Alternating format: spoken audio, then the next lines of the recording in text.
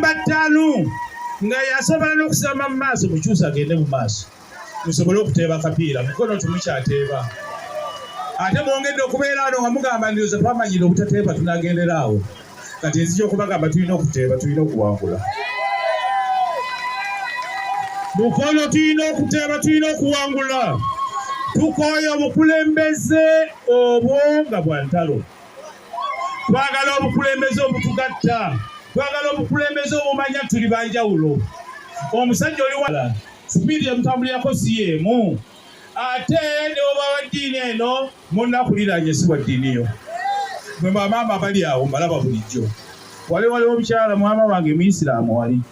waliwo omukyala wa Church of Uganda n'abalala nga mutundira wamu kyemukola bwe mutyo naffe kyetwagala mu bukulembeze bw'emukono tukole bwe tutyo n'olwekyo nze nzija mu kibuga ky'emukono nga bwe najja kuwa mmeeya n'enzija n'obukozi n'obuweereza ku mulundi guno tugenda kukola ebyenjawulo ku mulundi guno tugenda kulaga mukono gyeyagala okugenda kubanga emabega tutambudde ne tutambula siteepu emu mu maaso ne tudda emabega siteepu nga 3 naye ne tumanyirirayo ne tulowooza nti bwetyo tulina okutambula bwekityo si bwe tulina okutambula njagala okubagamba tekikwetaagisa bbanga ddene okukolawo ekyenjawulo ne bw'oba ogenda kuzaala mwana munene era emyezi bwe giwula 9 olina omumuzaala bwe kisuukako ne kigenda emyezi 10 balina okutandika okweraliikirira muno mukono mwandibadde mwamala dde okutandika okweraliikirira kiki ekigenda mu maaso kubanga omwana wo bw'abeera mu kirasi n'abeeramu emyaka 4 gwe n'ogamba nti Joshua ayongere mu maaso yeetegereza oba omwonoonera bwonoonezi sikulu fiiso zigendera bwereere kyusa Joshua omuteeko walala wano nyina mama Arsenal wano awagira nnyo akapiira ka Arsenal mukono municipality oye Kajimu oye olwaleero olunaku lwa byafaayo kubanga nzize wano n'omutima gwange kubanga mummanyi bulungi abantu bayinza okwogera ebigambo bingi naye mumanyi omutima gwange mumanyi nti njagala akatale kano mumanyi nti mbaagala mumanyi nti ndi musajja mukozi mumanyi nti mu katale kano mwengula ebintu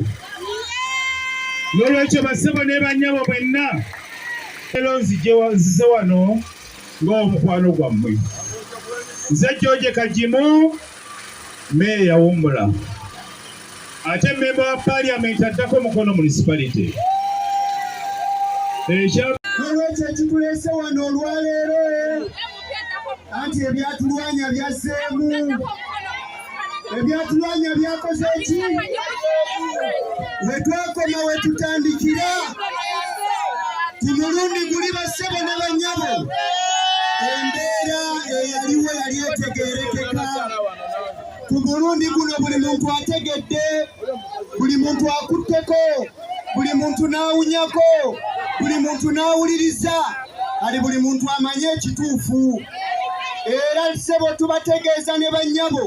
tewali gwe balina kutegeerera era tewali gwe balina kulowoolesa kuba buli muntu akaluluko ge maanyi ge bwe buyinza bwe okumala emyaka emeka n'olwekyo bano abantu bajja bakukuta nga beebisse mu gomesi emyukirivu bweziti ezakiku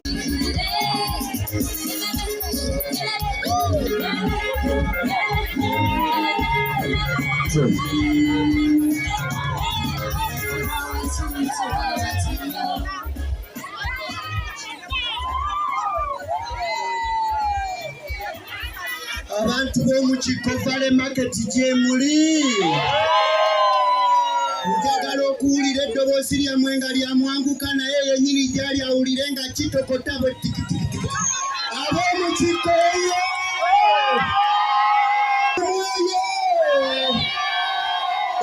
Mukono ye njagala otunuulire munno olabe oba naye ddala akiwanika ab'omukiko ye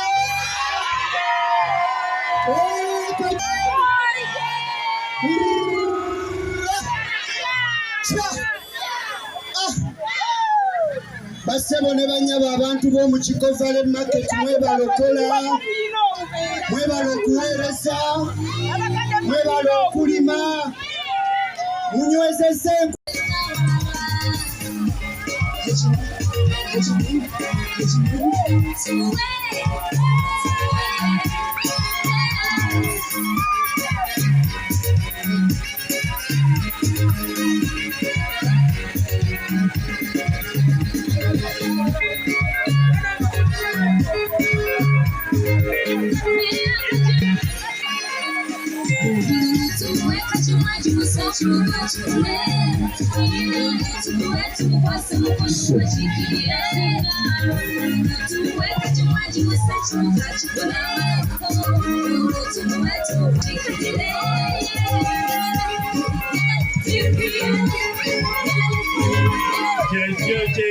Ekyo ate nga kituufu ddala.